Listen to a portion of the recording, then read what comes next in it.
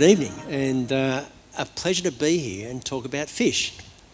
So thanks very much for that intro, Craig. I want to talk about a little bit about how we use the knowledge of the past to help us manage fish better, and particularly about the history and hydrology of the Guada River. If you talk about the past, you've got to talk about Aboriginal culture, Aboriginal knowledge, and a great example is Biami's Ngunu or the Bwarina fish traps, and these are absolutely extraordinary. So look, there's lots of things that show us about that deep knowledge of Aboriginal culture. You know, there's obviously a deep knowledge of habitat for a start. If you have to catch fish like a fisher, all fishers know about habitat, and Aboriginal people have had that knowledge for tens of thousands of years. These traps show us some deeper knowledges. This shows us the knowledge that Aboriginal people have about migration. These traps are designed to capture fish moving upstream into here, but Aboriginal people also move the rocks around to capture fish migrating downstream. It also tells us their knowledge about flow. These traps are designed to operate at low flows, medium flows and high flows. So there's a lot of sophisticated knowledge here. And in fact, I first went here in the mid-80s when I was a scientist working on swimmability of fish in a hydraulics laboratory. And when I went there, I couldn't believe it, because what I saw was amazing civil engineering and amazing hydraulic engineering. So one of the things about that structure there, you see this curve and you see all these curves in the structure, and you go there and you can still see it and you think, why have a curve? Because we build so many weirs just straight across and direct the fish to one point. That curve has a huge amount of structural integrity during a flood. So these traps were never rebuilt during floods. After the flood came, they added a few more rocks, but that arch structure is one of the most powerful structures in engineering, and you see it in arched dams today. So this is a really deep knowledge about civil engineering and about hydraulic engineering. So that habitat, migration and flow, these three themes are what I'm going to talk about. So if we look at a timeline here, Aboriginal culture for 65,000 years, here's European culture, 234 years. If I expand that out, and let's look at the impacts over that time.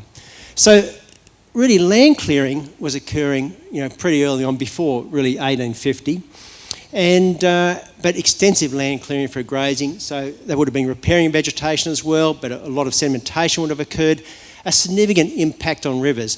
From 1850 to about 1900, 1910, you had paddle steamers in the Barwon Darling, going up to Walgett as well. So there was extensive desnagging, extensive actually destruction of these rockfish traps as well at a number of other sites, and that was a major impact as well. So that's an impact on habitat. Weirs have actually been around a long time. So early irrigation, early water supplies, weirs have been around, and quite significant concrete weirs too, from 1902. So here we have impacts on migration. So this is quite some time these impacts have been occurring. And then Copeton Dam, of course, in the mid-70s, and now we get big impacts of flow. So here's three themes: habitat, migration and flows impacting fish. These are stuff that we know well that's happened in the past, and now we're dealing with it now. I'll tell you something else happened at about this time, 1902. We get the first Director of Fisheries Research in Australia, in New South Wales. And it's Harold Danevig. He's Norwegian, he worked in Scotland, and he comes to Australia, comes to New South Wales to look at fisheries research and fish production. I might add as an aside, I think it's a great crop of moustaches. I think that's excellent. Now, he started to look at these western rivers, and this is 1907, so he's been in the job, 7 years. He sees a stack of impacts in 1907. So he sees this commercial fishing and other illegal fishing taking out 30,000 cod a year, a lot of it from the Guida and Namoy going to the Sydney fish market, some legal, some illegal. He also sees weirs then. He sees and notes this as an impact. And fences on river flats, which arrested a fish on the receding floodwaters. So this is quite an astute scientist. He's looking at fish passage. He's saying droughts are a major impact on native fish. Look at this, bushfires followed by copious rains. We think this is a contemporary impact. This is 1907. But at this stage, a lot of land clearing, a lot of sediment, and of course that impact was occurring then. So pretty insightful, and pollution by mining. So a lot of these impacts are occurring. He knew about them well. So, but there's lots of reports of fantastic fishing. Guida Examiner, fish are numerous and fat in the Guida River. You can see lots of quotes like this. Look, the place I go to for this is a website for the National Library called Trove. Go there and it's a rabbit hole. It's fantastic. Inverell Times, look at this. I've fished all these rivers. The best river from a fisherman's viewpoint is the Guida. So this had a hell of a reputation. Really, really well known. Look, I like this quote from Richard Pinkey, and I think I first met him when I first came to Moree many, many years ago. This is from Craig's book about fish everywhere, which has got great oral history in it. He's catching fish to the point where they're just throwing them back. We just did it for fun. So that is how abundant they were for Richard then. And now we come to Copton Dam, so mid-70s. And you see I see so many stats around the impacts of flow and percentages and months and duration, etc. I like to look at the raw data to start, to see what the impact is and what we can do about it. So here's simply, I'm going to show you inflows and outflows to Copton Dam over the last decade.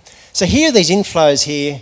So 2010, 2020, big flows are coming in here. 50,000 meg. That is about equivalent to about a 2 metre river height down here at 10,000, 30,000. So there's still big pulses of flow. So we heard about the drought and lack of water, but there was still, this is a low inflow years, but equivalent to other droughts I've looked at in the past. Federation drought from 1895, 1903, World War II drought. This is a similar low inflow series. But look at those, they're quite high flows. Now, look at outflows. That's the pink line, outflows. Now, what you see is the dam captures these big flows. It's just the raw data, no model data, no summary, the raw data. And you see that captures all these flows and then, of course, release them to irrigation. The dam's doing what it's designed to do. That is exactly what it's there for. So the question now is that the best we can do for fish?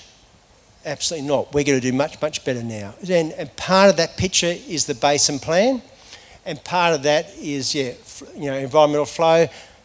But tonight you're hearing about all the other stuff we have to do as well. But we can do way better than this. And, the question is irrigation and fish recovery compatible? Absolutely. And we can do it. So we come back to this timeline. Let's look at habitat, migration, flows. These are three absolute key things that fish need. And I tell you, people talk about flow and they talk about megalitres per day and gigalitres. They talk about volumes. You hear it all the time. A fish doesn't see a megalitre per day. It doesn't see a gigalitre. It sees a water velocity going past. It has actually a fantastic sense of smell. If you see a Murray cod in a tank or a golden perch in a tank, look at the nostril. It's this huge flared nostril, just smelling the water all the time. So fish are responding to flow, they're responding to smell. But this flowing water is a really important aspect of flow, not just the volume. And a fisherman knows this. I reckon everyone in this room knows that, well, that looks like a great spot to throw a lure. So you intuitively know this is good. So these three things we need. Now, let me show you that impact of a weir has on flowing water. This is not a weir from the Guida, this is another one further south. Same flow, upstream, you can see obviously the pool habitat of a weir, And here the same flow downstream and it's flowing water. Native fish love this. And that's what we need to be restoring. So I call these the 3 pillars of fish recovery. And you can see here the arrows are connected because you need all 3. You cannot have flow and then no habitat. You cannot have migration upstream to a place with no habitat. You need all 3. And if you forget everything else I've said, just remember that point. But when I talk about flow, it's also about flowing water. And a complex flowing water. And it's not just about delivering flow. You add snags to that and it becomes more complex. You add rocks and plants. It becomes more complex. And you need the right temperature, and we're going to hear about that. And under migration, of course, you need fishways, and then you want screens, as Craig said, because you don't want the fish going into irrigation offtakes. So here are these 3 pillars of fish recovery, and you need all 3. And if you do it, the science is rock solid. You will get fantastic recreational fishing species back. But you'll do more than that. You get all these small fish as well. And in fact, you get more than that. What happens now is you get mussels, you get snails, you get aquatic insects. So this gives you this sustaining food web. So you might think I'll put a snag in for fish, but actually you're restoring a river ecosystem. And this is what you do. So the fish need all this, and that's what we're doing when we're talking about fish habitat. We're restoring habitat and a river ecosystem. So my conclusion is this rehabilitation is completely, utterly doable. The science is rock solid. This is an incredibly empowering thing because this is now a choice. It's a choice for governments. It's a choice for communities. We can choose to have more fish in the river. So the science is very, very solid around this. It's very predictive. So it's doable. What do? We support habitat, fishways, flows. Okay, I'll leave it there. Thanks.